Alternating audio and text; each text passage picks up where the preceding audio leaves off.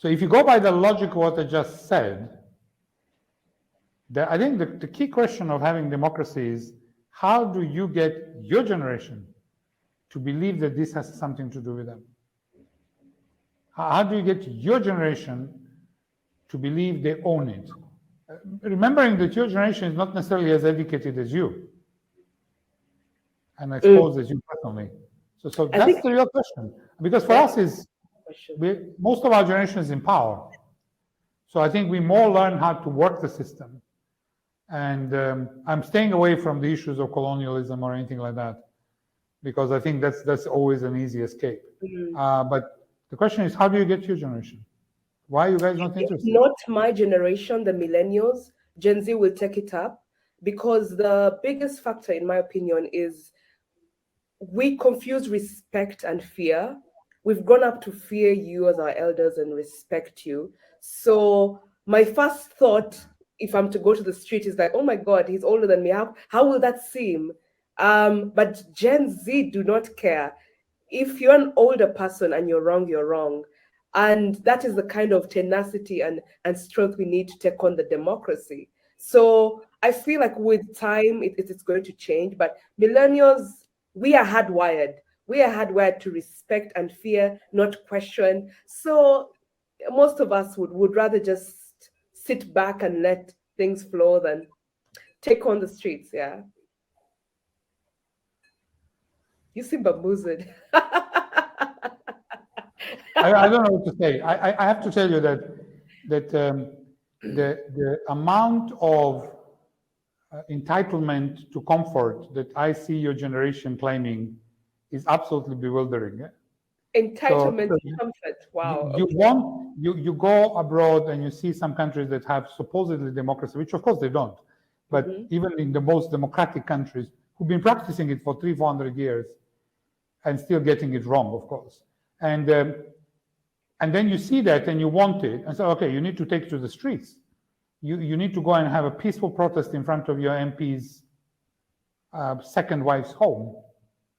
But oh my God, no. Is there such a thing as peaceful protest? Yeah, but you know something? Peaceful, I have to tell you, whatever you see in Europe, whatever you see in those democratic countries was won through violence. Whatever you see there through violence. You can talk about the ballot box, but they had revolutions, they had people standing up for it. I mean, you look at the situation in France where they want to change the retirement law by 2 years. In most of the countries, it wouldn't even make the headlines. But they're on the streets for 2 months. You with me? So this is, I don't think democracy was invented by any particular part of the world. I think the level of democracy always existed in Africa. I think the Elders' Council was a democracy, the village Elders' Council, because each household sent somebody to be an elder to that council. So when you look at it that way, it wasn't invented or imported. Maybe the way we are electing these people or selecting these people is not as personal as before.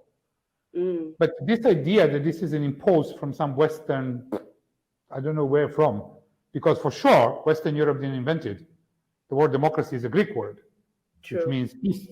It's on east of Europe, not West Europe. So therefore, and is it designed really for societies like Africa, where there's a lot of community living? What do you think would be an ideal system for Africa? That would be interesting to hear. I mean, it would be arrogant for me to say that I know, but I can tell you one thing. Okay. Every country designs democracy according to what their people are. And South African leaders would go home with that. Yeah, conflict, and fighting for resources is a trademark of many European countries because the land became insufficient by Middle Ages.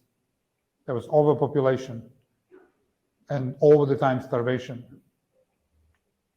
Okay. So I don't think that individualistic strategy that works for certain European countries or certain, it doesn't have to be European, certain countries where individualism is important necessarily works for all the countries. What you will see that in Africa, as in Asia, in many African countries, the society is collectivized. There is a head of the family, but in reality, that head of the family rarely decides. He more tries to sort of play everybody's consensus, because in the end, can't force anybody anything. It can look like they're the head of the family, but in reality, they have to listen to first wife, second wife, or if they have only one wife, 10 children, and so on. So eventually, so for example, why do we have one MP per territory? Why don't we have 3 MPs? Why don't we have a council that we elect in our territory? And so you see, not making it ours makes we can't enjoy something that somebody else is doing it abroad, because it's made for them. Then if you look at the population density, you know, it's not the same population density in UK and Kenya. True. Maybe the number of people who live in the same, which is very similar probably, but the size of the country is different. And if you have to travel 200 kilometers to see your MP, that's not democracy anymore. That you're now going to see a god. So does it make sense for a country that's so big like Kenya to have only 200, 300 MPs? I don't know how many it has. Yeah. Should you not have 600 MPs?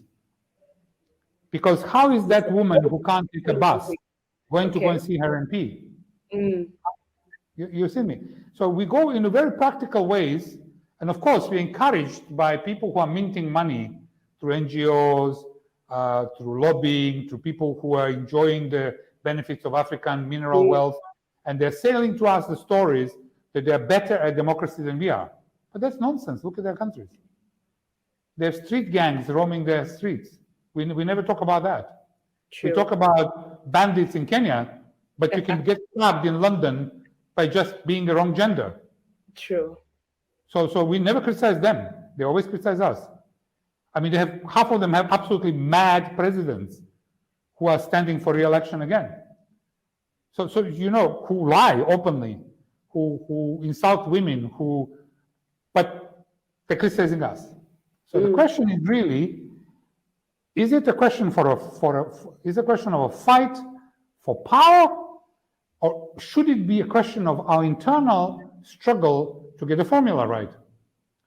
Should Kenyan youth say we want 600 MPs? Should they say we don't want to have single MPs, but 3 MPs per territory? This is our village elders council for this territory. Why do we need to use somebody else's titles? With me. Okay, we are used to chiefs and kings and so on. Okay, let it be. Let somebody be that titular thing that we wave when he passes. Go back to the old thing.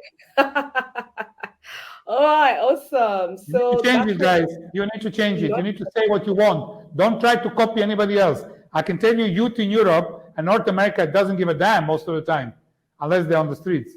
They don't vote either. So, all right, till next time, guys.